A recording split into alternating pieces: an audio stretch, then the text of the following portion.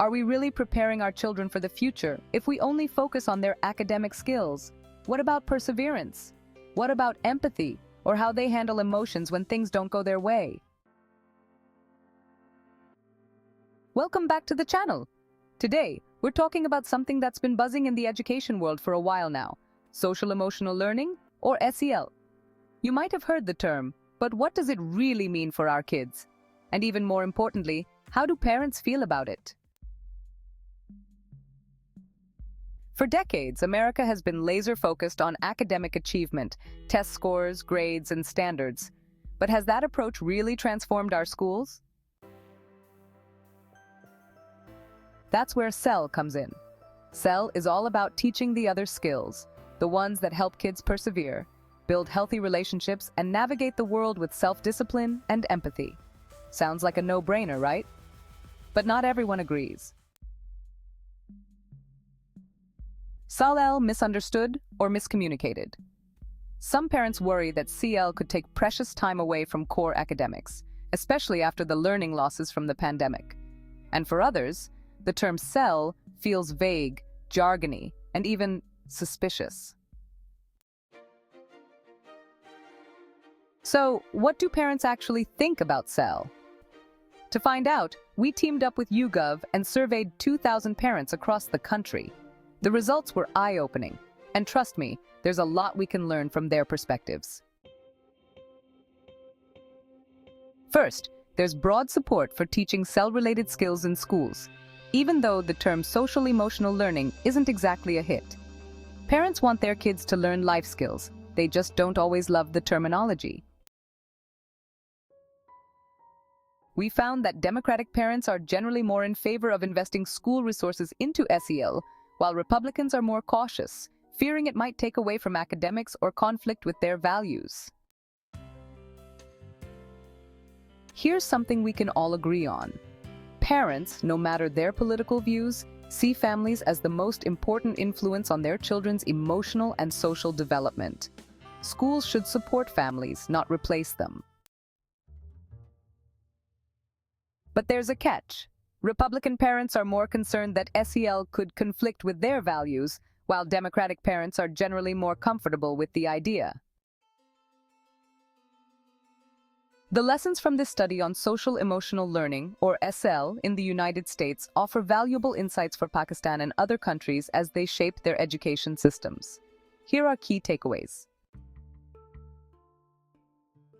Education should focus on more than just academics. Incorporating SEL, or life skills, helps students develop resilience, self-control, empathy, and perseverance, which are critical for navigating real-world challenges. Like in the United States, academic pressure is significant in Pakistan, often overshadowing the need for emotional and social development. Schools can integrate SEL into the curriculum to promote well-rounded growth, particularly in addressing mental health and behavioral challenges in students. How educational reforms are communicated can either win or lose public support. In the United States, parents preferred terms like life skills over social emotional learning, which was seen as vague or politically charged. Policymakers and educators need to use culturally appropriate and clear language when introducing new initiatives.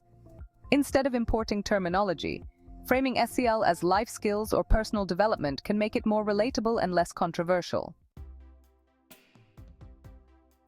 Parents, regardless of political or ideological differences, view the family as the primary source for instilling social and emotional values, with schools playing a supportive role. To succeed, any SEL initiative must include parents and communities. Schools should engage families through workshops and communication channels to align on how SEL can complement the values being taught at home. Political and cultural divides affect perceptions of SEL. In the US, Republican parents expressed concerns that SEL could conflict with their values. SEL programs should be culturally sensitive, ensuring they respect local customs, traditions, and religious beliefs. Tailoring SEL approaches to fit the local social fabric can prevent backlash and ensure broader acceptance. Parents across political lines support indirect methods of teaching SEL, such as teachers modeling kindness, empathy, and responsibility. Teachers should be trained not only in academic subjects, but also in how to model life skills. Professional development programs should emphasize the role of teachers as mentors and guides in shaping students' social and emotional growth. The mental health challenges exacerbated by the pandemic underscored the importance of SEL in addressing student well-being.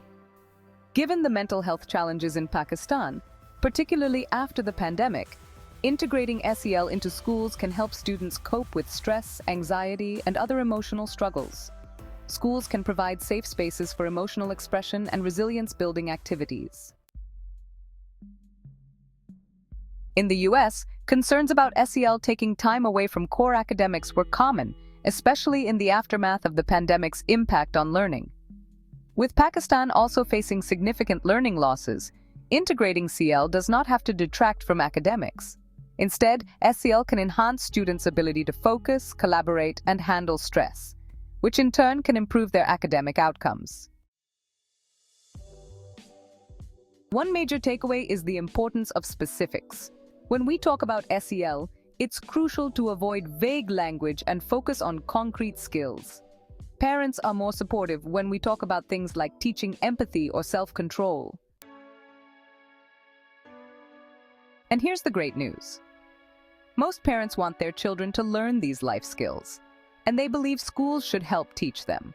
The key is to find the right balance between academics and SEL, without pitting one against the other. But let's be mindful. Republican parents especially dislike the term social-emotional learning. If you're discussing this with parents, you might want to use the term life skills instead. It's all about how we communicate these ideas. So, to answer the big question, how do we sell SEL to parents? Keep it clear, focus on the specifics, honor the role of families, and whatever you do, don't call it SEL. Thanks for watching. If you enjoyed this video and want more insights into educational research for policy and practice, don't forget to subscribe and hit that notification bell. See you in the next one.